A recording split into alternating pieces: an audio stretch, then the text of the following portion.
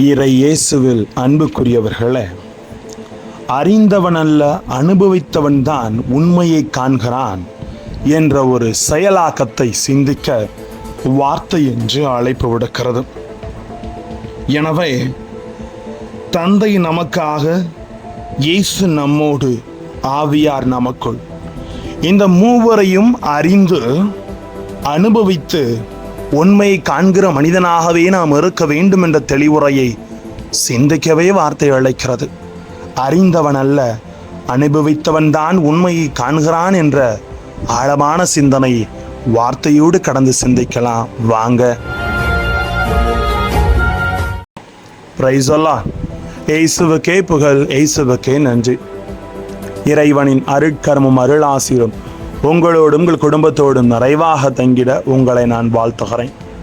அன்பில் இனியவர்களே, இறைவார்த்தைகள் நமக்குள் ஒரு ஆழமான உண்மை எடுத்து காட்டுவதுதான் உண்மை.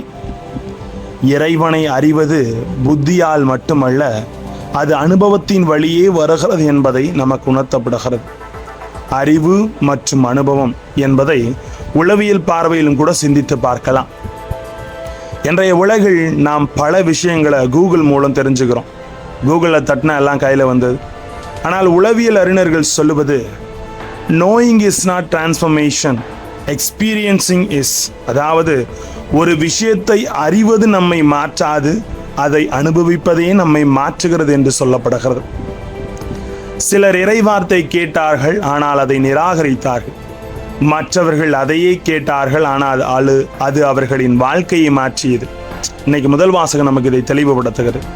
ஏன் இந்த வித்தியாசம்? ஒருவர் கேட்கிறார், மற்றவர் அனுபவிக்கிறார்.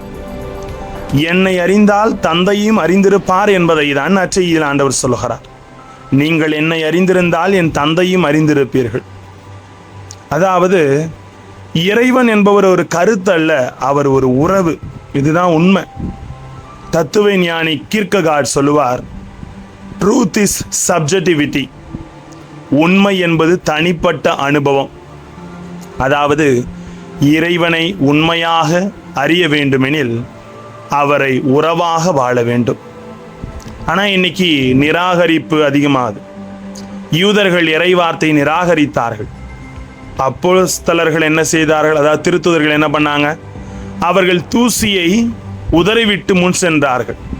இது நமக்கு ஒரு உளவியல் தன்மை உணர்த்துவதாக நான் எண்ணுகிறேன். நிராகரிப்பு என்பது முடிவல்ல, அது திசை மாற்றம். இன்றைய வாழ்க்கையில் ஒருவர் நம்மை புரிந்து கொள்ளாமல் இருக்கலாம், நம் நம்பிக்கை கேலி செய்யப்படலாம், நம் முயற்சிகள் தோல்வியடையலாம். ஆனால் இறைவன் சொல்லுவது, நீ முன்னே செல், நான் உன்னுடன் இருக்கிறேன். நம்பிக்கை செயலாக மாற வேண்டும் என்பதுதான் இதில் உணர்த்தப்படுகிறது. என்னை நம்புகிறவன் நான் செய்கிற செயல்களை செய்வான், அதையும் மேலாகவே செய்வான் என்று நற்செய்தியில் சொல்லுகிறார். இது ஒரு பெரிய சவாலுங்க. இன்னைக்கு நம்பிக்கை ஒரு உணர்ச்சி அல்ல, அது ஒரு செயலாக மாற வேண்டும். வில்லியம் ஜேம்ஸ் சொல்லுவாரு, பிலீஃப் கிரியேட்ஸ் ஆக்ஷன்ஸ். நாம் உண்மையில் நம்பினால் நம் வாழ்க்கை மாறும், நம் செயல்கள் மாறும், நம் உலகமே மாறும். ஒரு மாணவன் கடலில் நீந்தி கற்றுக்கொள்ள புத்தகங்களை படித்தான். அவன் எல்லா தியரிகளையும் தெரிந்து கொண்டான். ஆனால் ஒரு நாள் ஆசிரியர் அவனை நீரில் தள்ளினார். முதலில் பயந்தான், பின்னர் முயன்றான், இறுதியில் நீந்தி கற்றுக்கொண்டான். அவன் சொன்னான், நான் இதுவரை நீந்துவது பற்றி தெரிந்தவன் தான், இன்று தான் நான் நீந்துபவன் ஆனேன் என்று சொல்லலாம். இன்னைக்கெல்லாம் தேரி நாலேஜோடு நின்றுடுறோங்க, அனுபவத்துக்குள்ள போறதே கிடையாது நாம. எனவே இந்த இறைவார்த்தை நம்மை அழைக்கிறது, இறைவனை பற்றி தெரிந்தவர்களாக அல்ல, அவரை அனுபவிக்கும் மனிதர்களாக மாறுங்கள்.